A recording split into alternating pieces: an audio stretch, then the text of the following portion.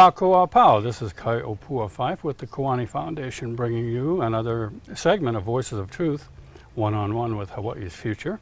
We're very pleased to be here with Auntie Ihi, Anahola Aglots, actually, to talk with her about where she comes from, who she comes from, and where she's been, and what she's doing now. So Auntie Ihi, aloha. Aloha. Greetings. Mahalo for being available. Thank you so much. Just happened to be home. It's a beautiful day on Kauai for sure. Your name is goes on much longer than I realized. Knowing you as Auntie Ihi for so long, and Kaneali'i, but your Hawaiian name. Why don't you repeat that for our viewing audience? Sure. And maybe give any interpretation you want to share of it. Okay. Ihi nui lau akea ali'i wahine o Kamauna was actually given to me prior to my birth by my kupuna on my mother's side of the family.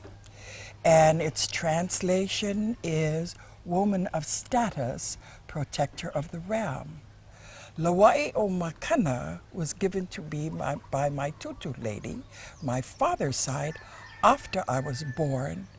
And she said that it was the Lawai's waft through Haena that decided that she felt my name should be Lawai o Makana. Oh, nice. Well, that definitely connects you here to Kauai, huh? Also. Yes. Yeah, fantastic. My father, actually, my tutu lady is Haena. She is a mahuike, kalamai. She is a mahuike. She may not be here physically, but she's from the mahuike family. My tutu man, her father, was U'o, well known amongst the female of Haena. Oh, I see. I see. Yes. And interesting stories there, I'm sure. But where were you raised in your early years? I came from the old style of raising. I'm the eldest child, and therefore I was raised by my mother's parents, Flora Reddington Harvey Miles and William Emmett Mahi Miles of Kalihiuka. And I lived with them and until I was about 9 years old, and then lived with my parents. It was fun. I did not realize that I was the only one raised from a family of 10. My mother comes from a family of 10 girls. 8 of them were married and had children. I did not realize until I was about 47 that I was the only one raised thusly. And I loved it. Well, I did. You were the lucky one to Yes, be because raised I by had the 2 grandparents. cultures. Yeah, yeah. You know, and it's very important that you learn both cultures, because you can't survive in a world just being one way. Being one way is so detrimental. You need to wide, you need to expand. And you actually did travel away from Hawaii for quite Yes, a while, quite I a period of time. did. Yes, the first time I traveled was in the 60s. The state of Hawaii had a participated in the New York World's Fair, and this was in the early 60s, and they sent out, the state had sent out an announcement that they were looking for people to participate in it. So you filled out an application and you were interviewed, and then you were sent to school. All of those that were selected went to classes. We went to the museum, we went to the school, we went to the university, we went to everywhere that they wanted us to go, even the Polynesian Cultural Center. They sent us to learn. Because we had our own exhibit, also there was a show At the exhibit, there were huge panels, and each of us told when you had certain stations and you spoke regarding that panel or about so forth about that panel. Right. And it was very interesting for us. When we got there, we didn't like it. It was smelly. It was gray.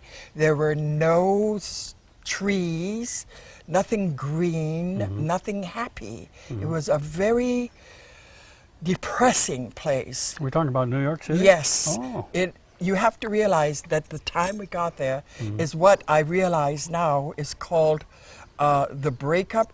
Although there was no snow, but there was snow and mud and slush and everything. Yeah. Oh yeah. Yeah. You wash your clothes, you know, over here at the time you wash your clothes, you hang it up, you go outside, you pick it up, so nice and bright and clean. You over there, you hang it up, it's gray from the soot. Quite a culture shock. Huh? It is a very big culture shock. We were there, like I think about a month and a half, maybe 2 months, and someone had invited some of us to go to a luau. When you invite a Hawaiian, a Kanaka Maoli, to a luau, let me assure you, they are looking for the poi, they're looking for the fish, they're looking for the salmon, you know, all of the goodies. And we got there, it was anything to do with Hawaii. Yeah. So I am not a very, I will tell you, if I don't like you, I will tell you. And so I just happened to look and I said, oh, this is very interesting. Yeah. And this lady who invited us, she said, don't you think it's a beautiful luau? I said, it's a nice feast. Nice party. Yes, a nice party. She says, well, isn't this what you would have? I said, no, there isn't anything here that is of Hawaii. And she says, the pineapple. I said, no, that's from Mexico. Yeah. I said, but it says from Hawaii. Probably the Dole company, yes, is in Hawaii. However, pineapple was imported by the Mexicans when they came to Hawaii. So it's not Hawaii. Oh, I'm sorry. I said, that's okay. We'll still eat. Yeah. You know, we still like the food. Sure. But yeah, there wasn't anything. Very Chinese. Well, I you love know, Chinese food. I think that over the decades, you know, the Tourism Bureau, Hawaiian Airlines, you know, when they open up new stops, I think they've become more aware and more culturally sensitive than they probably They still were at have that a lot time. to learn. Still a lot to learn. Oh, definitely. Yeah. Okay. Not that there are things that they know that should be done, but they're afraid to step on toes. And to me, it's not stepping on toes. It is being culturally correct.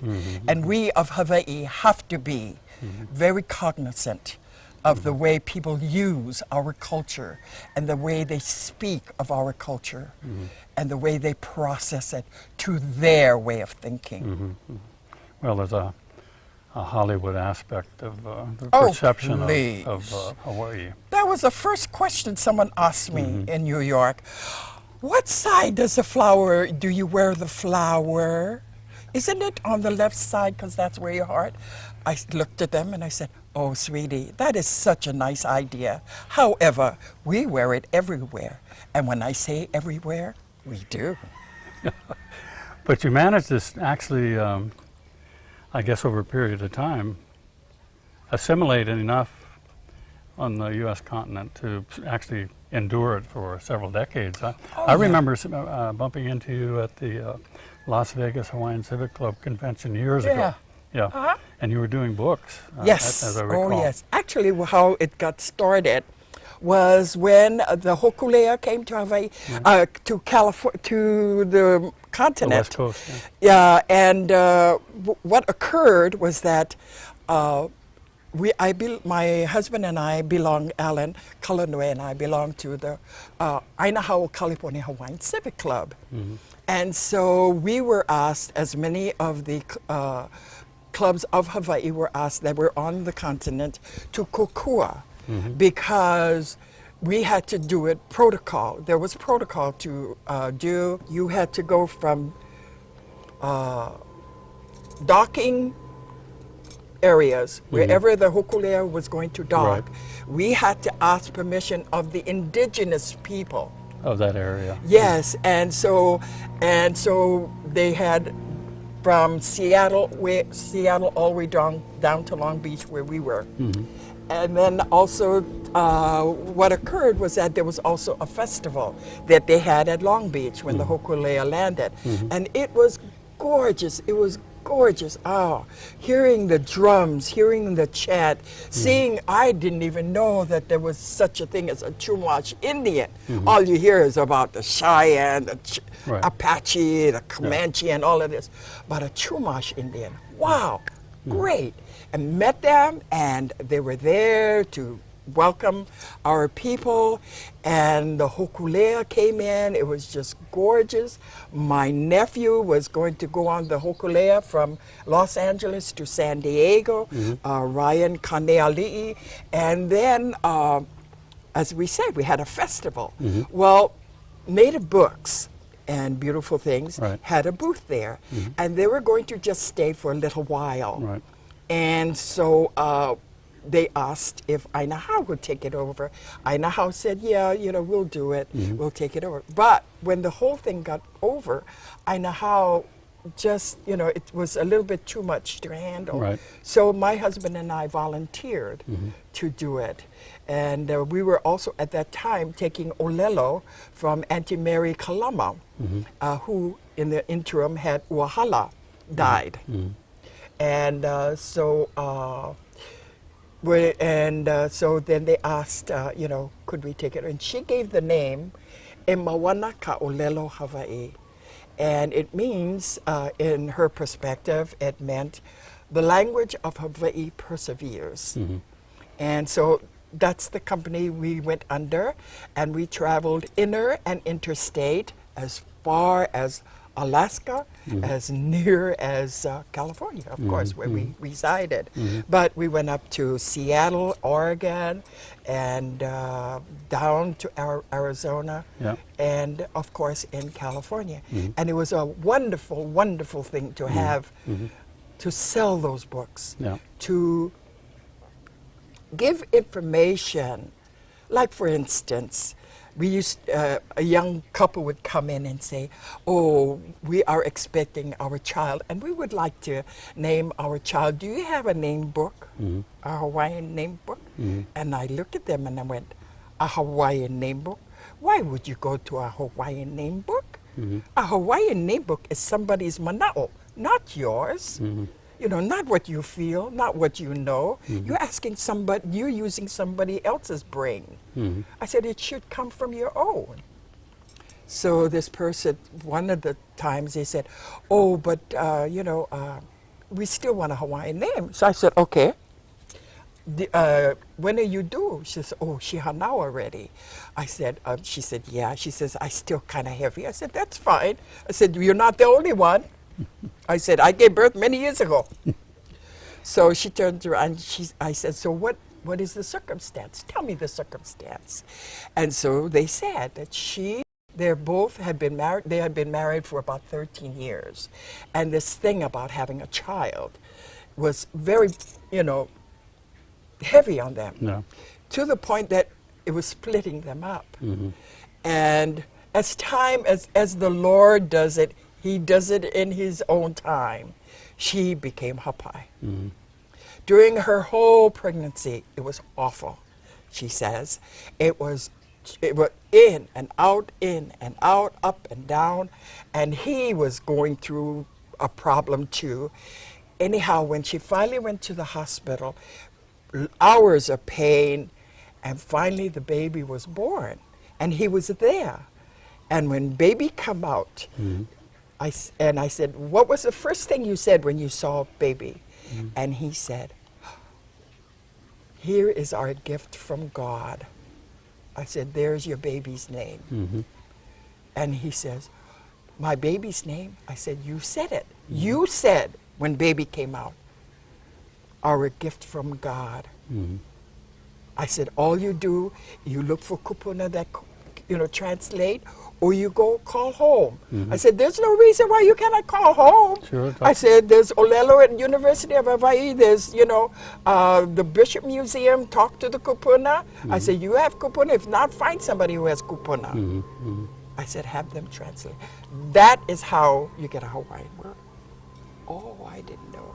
I said, you learn. Pass the word when you see friends. Then a couple of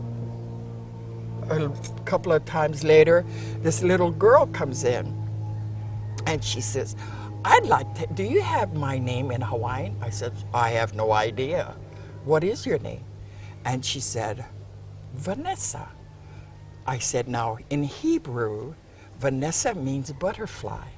So let's look in the dictionary for the Hawaiian dictionary for butterfly and see what it says. So she looked in it.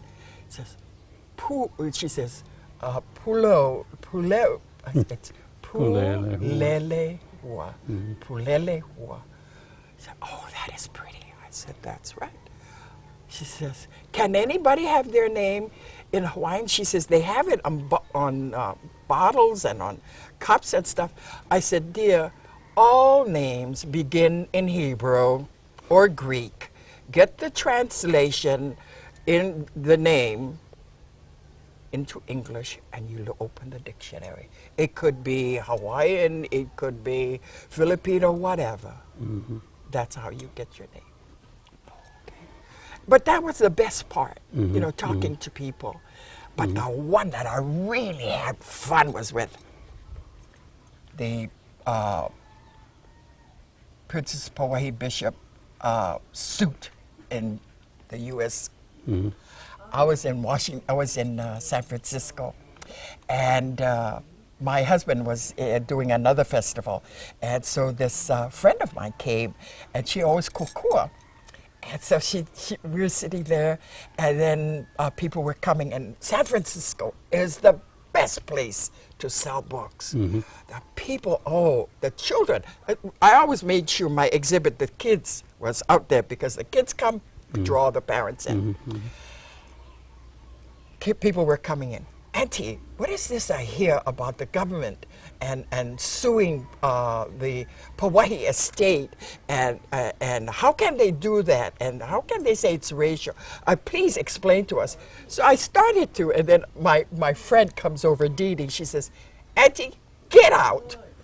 Take those people out of this booth because there's others here trying to buy books. So I get outside and I said, please, it's very simple.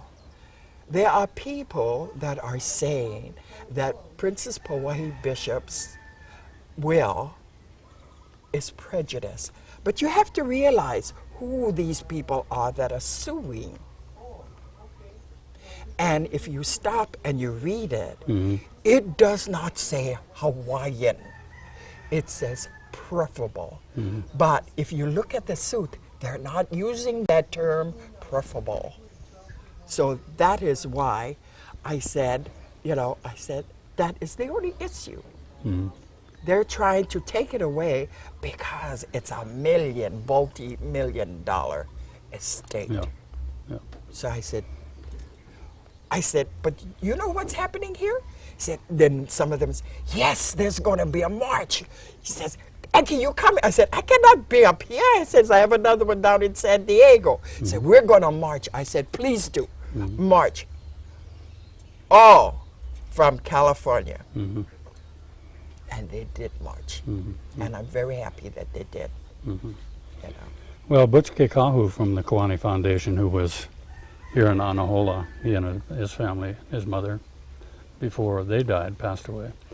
They staged the Aloha marches on Washington, D.C. in 1998 and the year 2000.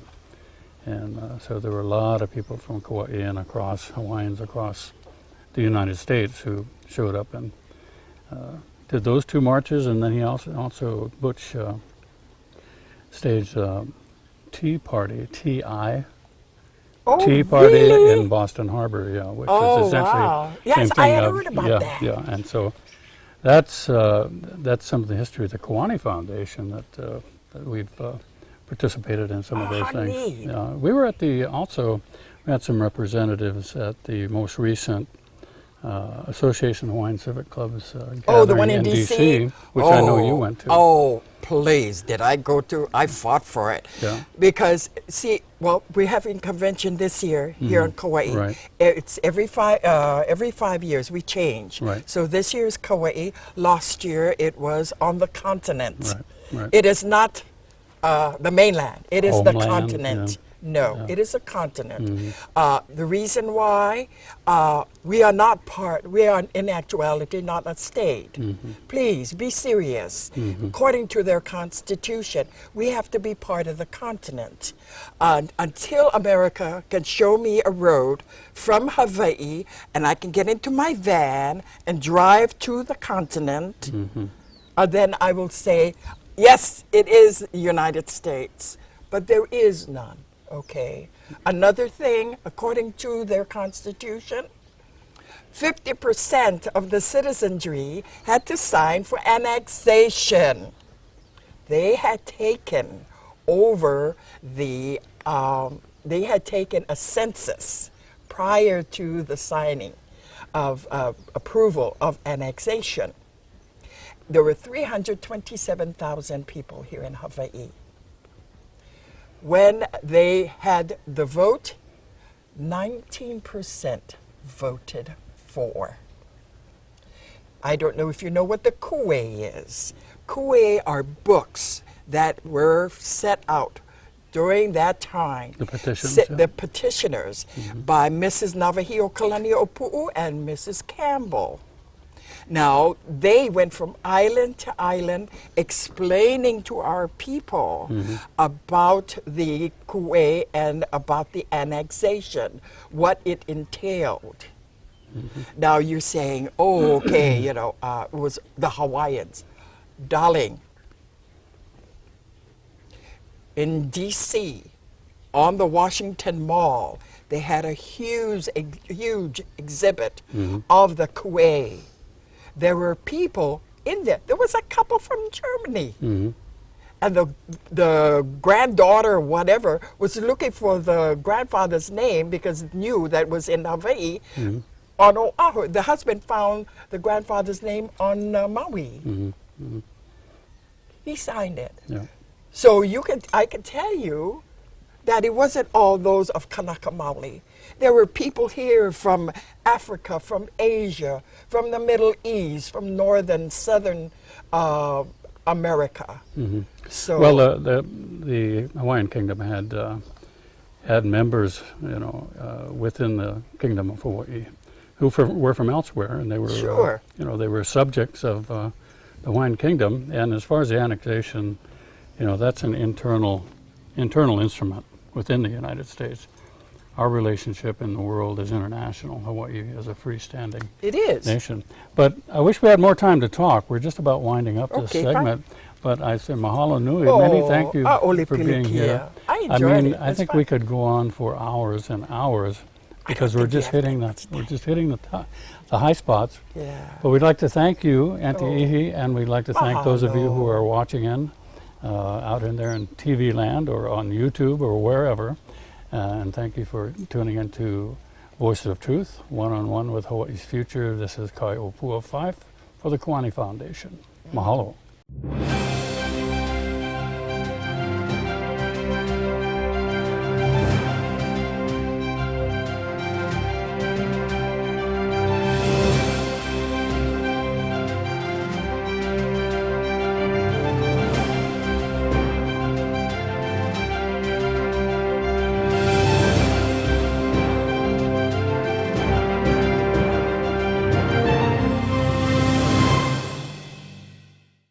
Mahalo for watching Voices of Truth one-on-one with Hawaii's Future.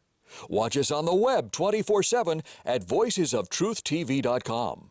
You'll find all our shows, including this one, in case you want to see it again or share it with family and friends.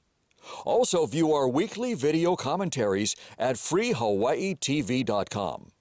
And check out our blog, published daily, at freehawaii.info. It's all part of the Free Hawaii Broadcasting Network.